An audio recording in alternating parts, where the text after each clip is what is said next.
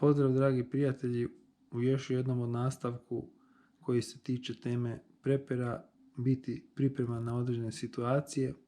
U ovom konkretnom slučaju progovaramo o temi hrane, odnosno koliko je u zadnje vrijeme hrana poskupila, jesu li ovi preperi koji su se pripremali i možda imali određenu zalihu hrane koju i dan danas koriste iz nekih prijašnjih vremena kada je hrana bila dosta jeftinija, u biti možda i profitirali, ili su samo odgodili to poskupljenje koje se svima nama dogodilo. Ovdje ispred mene nije nikakva reklama za hranu, nije reklama za proizvođače, ali čisto jedna podloga da mogu progovoriti o ovim temama, na nekoliko primjera podijeliti sa svima vama i čuti možda i vaše komentare na sve ovo, kako to izgleda kod drugih ljudi,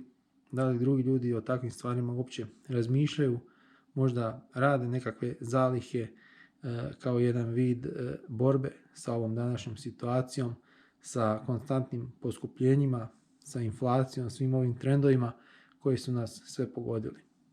Ispred mene na stolu nalazi se nekoliko možda ovih osnovnih artikala koji se mogu čuvati, skladištiti na dugi rok, a možda svima nama u svakodnevnom životu koriste. Evo, kao prvo primjer možda ovog WC papira koji se nalazi ovdje na stolu je nešto što dobro pokazuje, i ako se vratimo u ono vrijeme kad je počela ova priča oko COVID-19 i pandemije, gdje su pojedinci hordali taj WC papir, ispraznili trgovine, bila su ograničenja u kupovini tog WC papira, a kad pogledamo,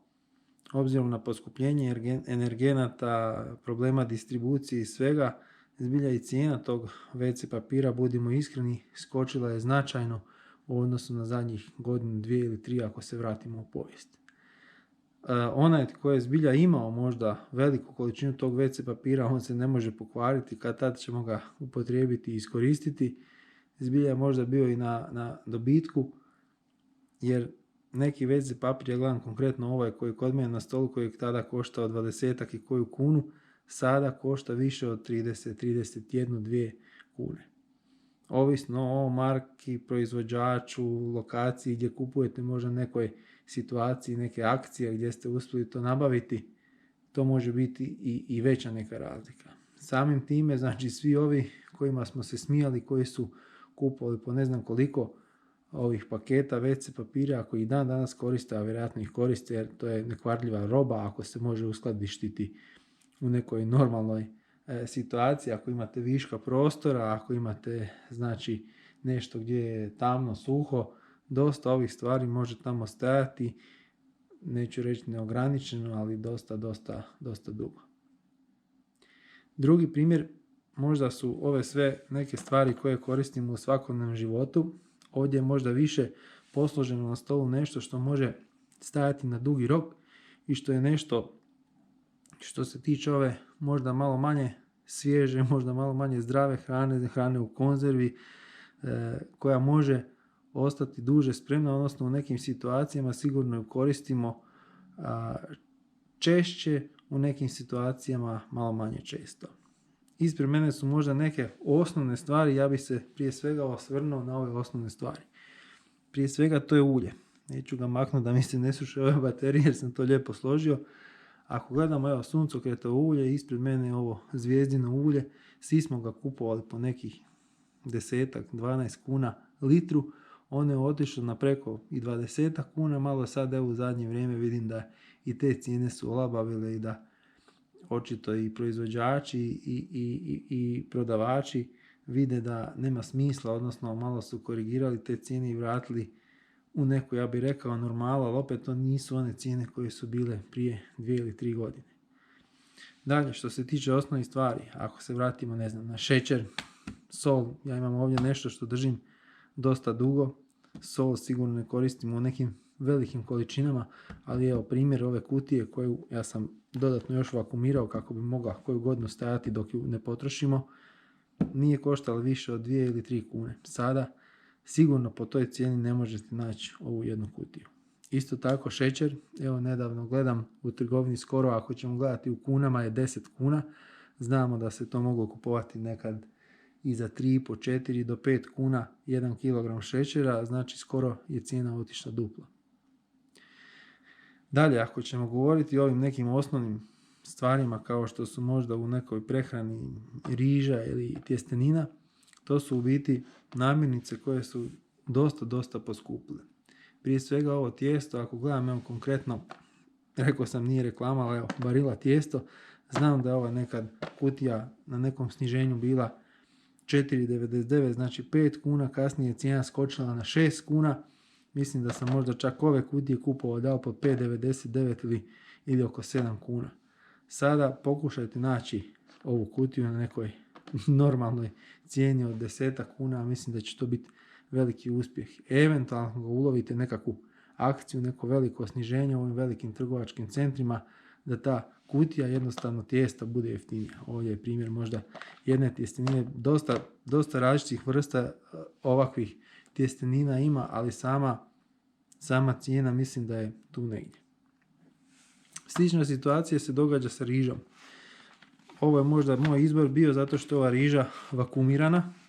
može stajati sigurno koju godinu. Potrošnja, naravno, svega ovoga ovisi o tome koliko je članova obitelji, koliko se hrana priprema kod kuće, koliko se jede svježe hrane, koji omjer te svježe i neke gotove hrane. Danas to nije popularno možda i mnogi nemaju ni vremena ni mogućnosti pripremati hranu kod kuće, ali sigurno svatko od nas što više pokušava koristiti ovakvu, ja bih rekao, svježu hranu, pripremati hranu. Povremeno sigurno koristimo i ove neke brze stvari koje su da li konzervirane, da li smrznute, da li možda vakuumirane, ali svakako ako govorimo o ovoj temi gdje se pripremamo i pokušavamo imati neku zalihu hrane za, ja bih opet rekao, neke ne daj Bože situacije i za nekakve situacije koje se mogu dogoditi, ovo je sigurno jedan tip hrane koji može stajati uskladišten na dugi rok. Dalje, ako ćemo govoriti da nam je poskupilo ove neke osnovne stvari, znači brašno, šećer, sol, tijesto, riža, sigurno tu treba pridodati i meso. Sad, ne mogu ovdje staviti komad svježeg mesa, ali dobro je usporediti možda cijene nekog konzerviranog mesa, zato sam uzeo ove neke stvari koje povremeno ja koristim, koje koristim negdje za neku brzu pripremu nekog obroka, uzmimo ili riba, ili evo konkretno ova šunka Gavrilovićeva u ovoj konzervi, jedna dobra porcija za napraviti jedan fin obrok. Ja znam kupovao po ispod nekih 30 kuna, sada evo neki dan sam vidio da je ona, ako ćemo pretvoriti ove eure u kune, nekih skoro 5 eura, znači 33-4 kune sama ova konzerva. Isto tako evo grah, osobno volim pri nekim izletima, čak nekad i na posao si ponijeti, otvoriti jednu konzervu, samo podgrijati, povesti. Znam da sam ga kupovao po 16,5 kuna i to mnogi su mi se smijali kad sam uzeo kutiju 10 ovih konzervi unutra. On još uvijek ima rok, znam 24 do 25, jer može stajati nekoliko godina, ništa se ne mijenja. Probao sam jedan baš ostaviti da i prođe rok da vidim kad ga otvorim, jel to gubi kakva svojstva, što se dogodi. Grah je kao i taj konzervirani grah koji otvorite vjerojatno nakon proizvodnje i što je stajao na policama možda mjesec, 2 ili 3 došao do nas potrošača. Tako da sigurno jedna od hrane, evo sad snimam znači 23. ovo traje do 25. kupljeno je, ja ne znam da li ove ili prošle godine, nešto što sigurno može stajati, a kad gledamo, kupio sam to po puno nižoj cijeni od one cijene po kojoj se ta hrana prodaje danas. Slična stvar mislim da je sa ovim ostalim stvarima, evo konkretno ovaj mesni narezak, znam da sam ih isto tako 10 komada kupio po 4,99, sada ja mislim da njegova cijena minimalno nekih 8-9 kuna, ako ne i više, ovisno opet od trgovine do trgovine. Dalje, što se tiče osobito voća, povrća, svi znamo da je to strašno poskupilo. Ovdje sam stavio neke stvari koje koristimo i imamo u kući kad radimo neko jelo, a ne možete uvijek imati nešto svježe, znači konzervirani grašak, konzervirani kukuruz ili ove gljive u konzervi za, pripremu jela, pizza ili nečega. Gledam i zbog cijene svega što je otišlo gore, znači energenata i ove ambalaže koja je poskupila, ja bih rekao, konkretno ovaj kukuruz, znam da sam ga kupao po 5 kuna, vidim neki dan u trgovini, ista ova konzerva, znači ovog istog proizvođača u istoj trgovini, ista gramaža, vidim da ju nisu još smanjili kao što neke proizvode smanjuju u vrijeme poskupljenja, i preko 7 kuna pretvoreno u kune. Još sam malo u kunama zato što mi je puno lakše usporediti sa ovim cijenama, jer sam kupovao ovo dosta toga prošle godine, stoji još uskladišteno od prošle godine po tim cijenama i daje mi dobru usporedbu kada stavim to sa današnjim cijenama iskazanima u Hrvatskoj u euru, ali u odnos kuna koje su bile kada sam te stvari kupovao. Moram priznati, išao sam baš nedavno u trgovinu, zato i snimam ovaj video jer su mi svježe cijene ovih nekih namirnica koje kupujem u istim, odnosno sličnim trgovinama, pa da mogu sam sebi napraviti usporedbu i reći koliko je to sve otišlo gore. Da li je to nekih 10-12% koliko nas uvjeravaju da je neka inflacija u prosjeku, ili kada govorimo o hrani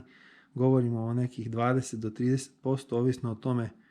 koju namirnicu uzmemo u ruke i koju cijenu usporedimo sa nekom prijašnjom cijenu, i naravno ovisi o tome da li je to rok godinu, dvije, ili ako se vratimo možda i dalje negdje u povijest. Što na kraju reći, osim zaključka, sva hrana je, ja bih rekao, poskupila. Čak, evo, izdvojio sam i ovdje nešto što možda uzgajamo i kod kuće u vrtu, pa onda kada očistimo, vakumiramo i stavimo da stoji, znam da se grah više ne može nabaviti po onoj cijeni po kojoj je nekada bio, pogotovo onaj kod nas u Slavoniji koji se stavlja po kukuruzu, koji je, ja znam da i snaše prodaju na pijaci po određenoj cijeni koja je sigurno, ja bih rekao, možda ne duplo veća, ali za 1/3, ako ne i više, veća nego što je to bilo prije 2-3 godine. Svima nam je jasno da i sav taj trud koji ljudi koji proizvode hranu ulažu, moraju nekako naplatiti. Cijena rada je sigurno nešto o čemu se priča i što je otišlo gore. Ova ambalaža, kad govorimo o bilo kojoj, pogotovo o konzerviranoj hrani, je sigurno otišla gore. Kad usporedim sam ove folije u koju dosta toga skladištim, evo i ova sol i taj grah je uskladišten i vakumiran u foliju, znam da su cijene otišle gore, tako da ja ne znam do kad možemo očekivati i daljnje poraste, odnosno da li će se ova situacija smiriti, ali neki zaključak da mi koji smo možda, ja bih rekao, uložili u tu hranu jedan iznos da bi uskladili ili imali određenu zaliku hrane, možda smo na dobitku ako i dan danas koristimo tu hranu, ja bih rekao, nimalo manje kvalitete, nimalo lošijeg okusa, ako je ona uskladištena u nekoj ambalaži kao što je to, ne znam, tijesto, riža, sol, brašno, šećer, neke namirnice, kada o njima govorimo, koje neću reći da nemaju rok, ali imaju dosta dug rok, ili možda ovako voće, povrće koje je konzervirano, ili meso možda koje je konzervirano, ovakvi neki gotovi proizvodi koji su konzervirani na neki dugi rok i imaju zbilja vrijeme trajanja takvo da se ta hrana može koristiti bez ikakvih problema i nakon godinu, 2, 3 nego što je ona proizvedena. Odnosno, možda ja bih rekao i ovaj nekakav datum koji ovdje stoji upotrebe tog proizvoda je takav da se sam proizvod možda može koristiti i kasnije. Evo, ako pogledamo ovu šunku, proizvedena je 20. traje do 2025. godine, znači 5 godina rok trajanja. Ja sam ju, mislim, kupio tako nekako kad je možda bila čak i svježa, negdje 20, možda prve, druge godine. Isto tako, spomenuo sam možda da kupujem 10, 5, 20 raznih konzervi, obzirom na veličinu obitelji, potrošnju kod nas u obitelji, sve ovo nabavljam, ja bih rekao, možda na veliku u odnosu na nekoga koji je samac ili obitelj koja se sastoji od manje članova i nabavlja to u nekim manjim količinama. Naravno, problem je skladištenja toga, problem je rotiranja te hrane, ali o tome svemu se može voditi briga ako uložite malo vremena u takve